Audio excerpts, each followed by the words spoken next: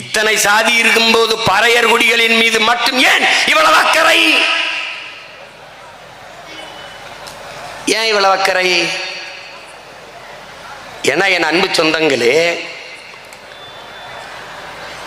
அவன்தான் எண்ணிக்கையில் பெரும் எண்ணிக்கையில் இருக்கிற நம் இன சொந்தங்களில் பெரும் எண்ணிக்கையில் இருக்கிற கூட்டம்.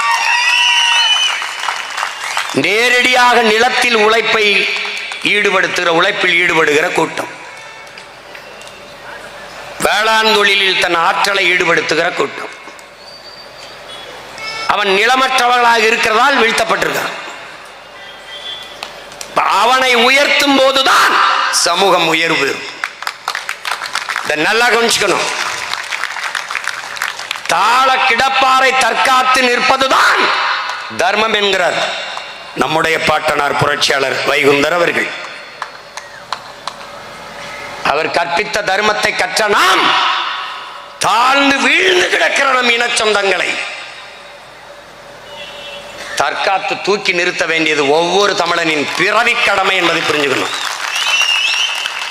இது ஓட்டுக்காக நிற்கிறவன் வேலை அல்ல. நாம பிறந்த தமிழர் என்கிற பெருமை மிக்க நாட்டுக்காக நிற்கிற ஒவ்வொரு பிள்ளைகளின் பிறவி கடமை. உலகத்திலேயே உயர்ந்த மனிதன் எவன்? கீழே விழுந்து கிடக்கிறவனை தூக்கி விடுவதற்கு எவன் குனிகிறானோ அவன்தான் உலகத்திலே உயர்ந்த மனிதன். கீழே விழுந்து கிடக்கிறவன் எவனோ அல்ல, என்னவன் என் ரத்தவன் ஆதி தமிழ் மகன் கீழே இருக்கிறான்.